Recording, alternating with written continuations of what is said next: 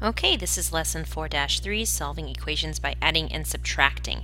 You worked with equations last year.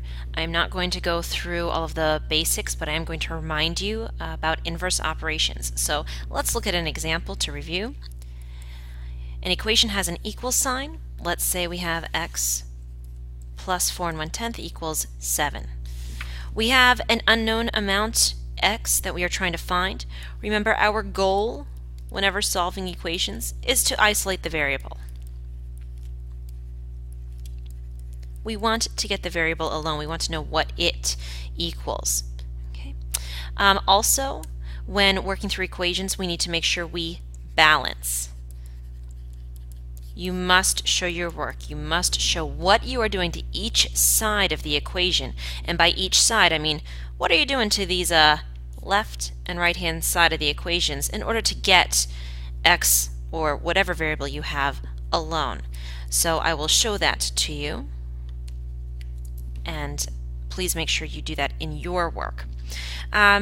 Inverse operations, these undo each other. Today we're just focusing on addition and subtraction. So the inverse operation of addition is subtraction, and the inverse operation of subtraction is addition. Now remember, a lot of times we rewrite subtraction as plus negative. It doesn't matter, we are still going to add when we balance. And I'll show you what that looks like. So let's take a look at this equation we have. Some number x plus 4.1 equals 7. Well, to get x alone, we'd like 4.1 to drop out. It is positive, so in order for it to become 0 and drop out, we need to subtract 4.1 from each side. I go ahead and do that. I get x plus 0 equals, and now I need to do some math. To make sure that your equations do not become messy, please do the math on the side. 7.0 minus 4.1, I'm going to borrow. 10 minus 1 is 9. 6 minus 4 is 2, and I get 2.9. The additive identity is going to come into play next. Anything plus 0 is itself. So we get x. That happens to equal 2.9, and that is our solution. You will be asked to graph your solutions on a number line. Let's just review that for a moment. You can create a number of different types of number lines. To keep it simple, I'm just going to count by tenths. 2.8, 2.9, 3, or 3.0. And I'm going to go ahead and put a point right on 2.9. So that's the way I have graphed this solution. Remember that you can always check your work. That's what's really great about equations. You can substitute the solution you have gotten back into the original equation and see if you get a true statement. That's the idea. So let's take 2.9, and the original equation said x plus 4.1, so again this is my x right here, equals 7. So I just want to make sure that it does in fact equal 7. I can do the math and I will get 7 equaling 7. That's a true statement, so everything checks and the solution works. Let's go ahead and take a look at another example.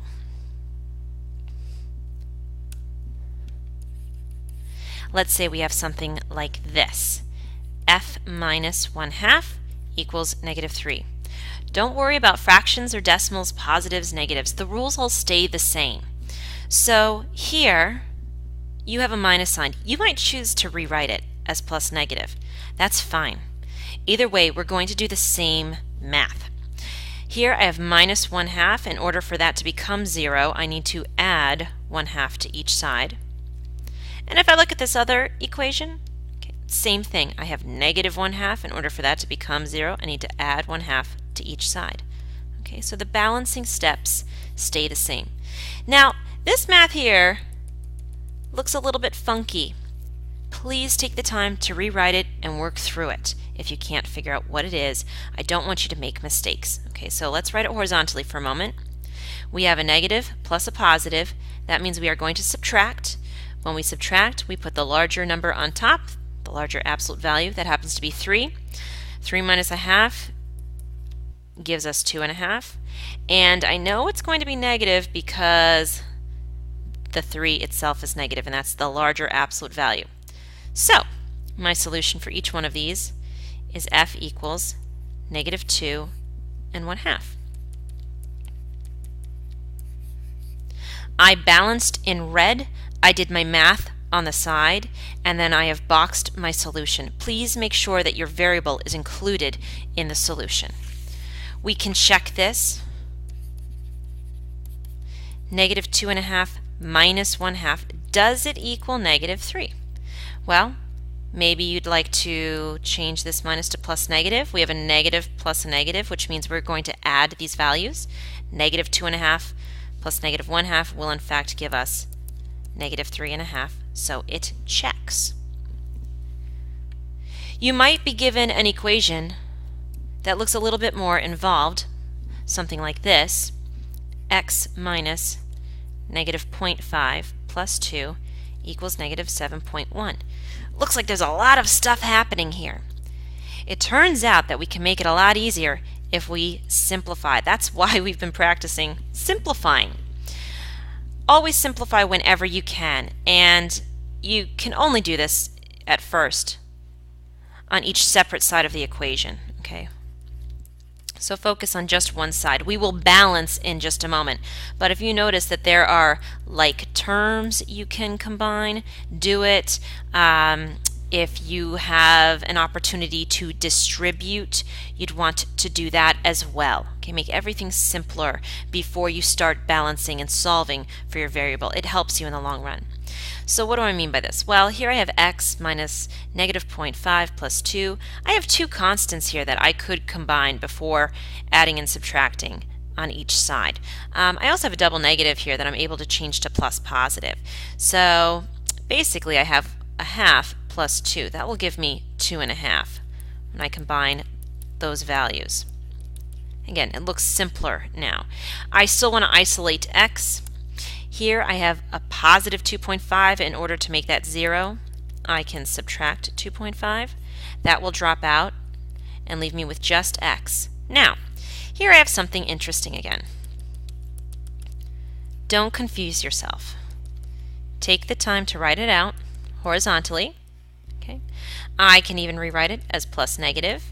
I can recognize that I have a negative plus a negative, so I need to add these absolute values together. When I set it up, it works out really nicely, and I know it will be negative because the other two values were negative. So x is equal to negative 9.6. I could substitute that back in and check it, and it will in fact check. I could also graph this solution on a number line, but I'm going to save that for now. What I would like you to do is to go ahead and get out the handout that says Solving Equations by Adding and Subtracting that I created, and I'd like you ladies to work on numbers 4 and 6. Hit pause. Okay, now that you have completed those, let me go ahead and give you the solutions. Number 4, x is equal to negative 10 and 4/9, and you were asked to graph your solution. To keep it simple, I'm going to go ahead and count by ninths, because why not? Okay. Remember, 0 is somewhere over here, so this will be negative 10 and 3/9. I could simplify that. Negative 10 and 5/9. But on your number lines, to keep it simple, if you want to leave it as negative 10 and 3/9, that's fine with me. And there we go. Okay, number 6. F is equal to 1.71. That to me kind of looks like money. $1.71, $1.72, $1.70. And again, let me go ahead and graph that point as well. Okay. Hit pause if you need to check your work. All right, now what I would like us to do is to go ahead and do a word problem together. We can write equations to solve word problems to find missing values. Now I will say this, a lot of these word problems you do not need an equation to solve. You can figure it out without writing an equation. The whole point, though, is to practice writing equations, to translate words into mathematics. So I'm not as concerned with can you get the right answer. I am more concerned with can you write an equation that represents the words in the problem. So let's practice how to do that. Take a look at the handout marked page 18, and let's do number 5 together. So please get that out. Hit pause if you need to. Okay, number 5. So it says Lainey jogs 1 1/4 miles each morning.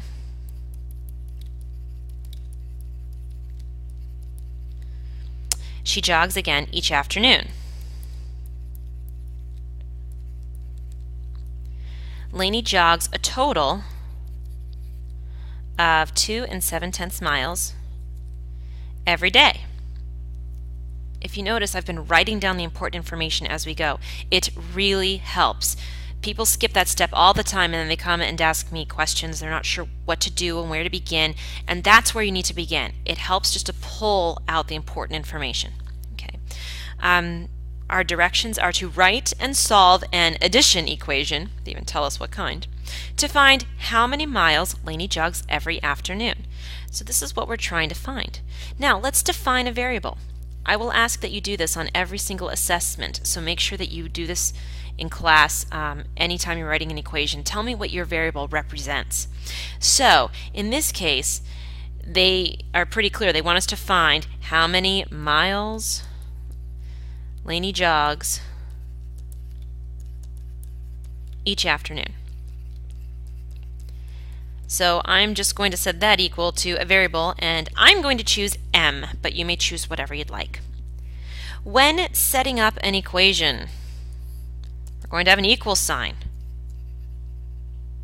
There should be some sort of total on one side of the equation and something happening with a variable on the other. That's the general format that we are going to begin with. Okay. So, what total were we given? Well, we know that Lainey jogs a total of 2 7/10 miles every day. So that should be alone on this side of the equation. Now, how can we get that total? Well, we can get that total by taking the amount of miles Lainey jogged in the morning and adding it to the amount of miles she jogged in the afternoon. So let's go ahead and do that. 1 1/4 plus m. Now, I know that we can solve this by subtraction. And again, people just want to solve. They want to say, oh, I'm going to take 2 7/10 and I'm going to subtract 1 1/4 and I'll write an equation. I'm going to set that equal to m. Done. Okay. I do not want you ladies to jump ahead like that. Okay. This does not represent the wording in the problem. It doesn't show us that 2 7/10 is the total. It doesn't show us an addition equation. Okay. So don't immediately jump to solving. This would give us the right answer, absolutely. Okay, but again, this represents the wording in the problem better. So don't immediately jump to solving. Another little note, basically for now, no variable should be alone to start. Okay, that can help you.